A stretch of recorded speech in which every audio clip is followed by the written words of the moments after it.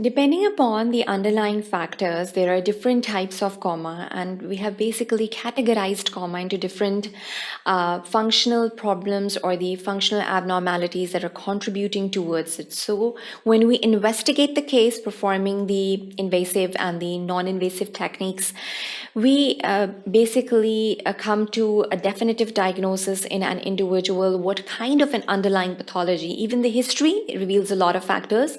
The physical examination reveals a lot of factors, and then we move on towards a particular direction towards a definitive diagnosis in the patient. Coma can be due to herniations. It is one of the phenomena whenever there is a mass lesion or whenever there is a hemorrhage. For instance, even in our patient, we saw that there is a subdural hemorrhage, and that is basically pressurizing the cortical regions and producing the particular signs and symptoms in the individual. There can be mass lesions as well that are contributing towards the shifts. It can be the midline shifts. We know that there are certain masses of the dura mater. We have the falx cerebri that is lying in between the two cortical hemispheres. So whenever there is a mass lesion on one of the cortex and it is basically pressurizing the other cortex through this falx cerebri, we can really locate the points of herniations even through these masses of dura mater. So you have to really locate where these herniations are present. For instance, it can be the uncal herniations. We have uncus. We have given names to these gyri and the sulci that are present in the cerebral cortices. And one of the very important gyri is the uncal gyri that is that is a very important gyri present in the cerebral cortex in the midline. So if there is a shift in the midline, it can be indicated through this uncal herniation. The gyri is shifted through the midline, and it is one of the kind of herniations. We have a central herniation, then we have a transfascial herniation.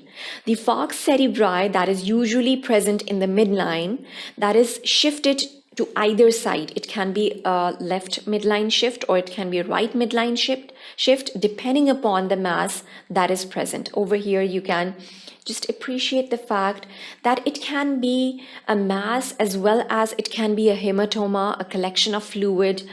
Whatever the case is, and it can pressurize and cause a midline shift in either of the regions. So it is going to depend upon the causative factor, and we're going to look for that as well. Foraminal shifts are very important.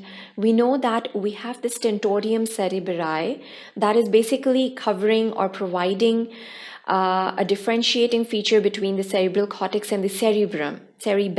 So these are the two structures that are basically differentiated through the presence of this tentorium cerebelli. So if there is a midline shift or there is a foraminal shift, that is going to even herniate through the tentorium cerebelli downward, and there can be a descending kind of a shift that is noted down in this kind of a foraminal shift. Now, how do you diagnose these shifts or herniations? Obviously, they're usually done through the radio imaging techniques. You perform CT scans or MRIs, and they basically give you a clue towards a midline shift, as you can even observe over here. So these midline shifts gives you a lot of information regarding the herniations. Now, how do you distinguish the metabolic disorders, the coma that is a resultant of a metabolic disorder? There are peculiar features towards it. For instance, confusion or stupor precede the motor signs. Papillary reactions are usually preserved in metabolic conditions.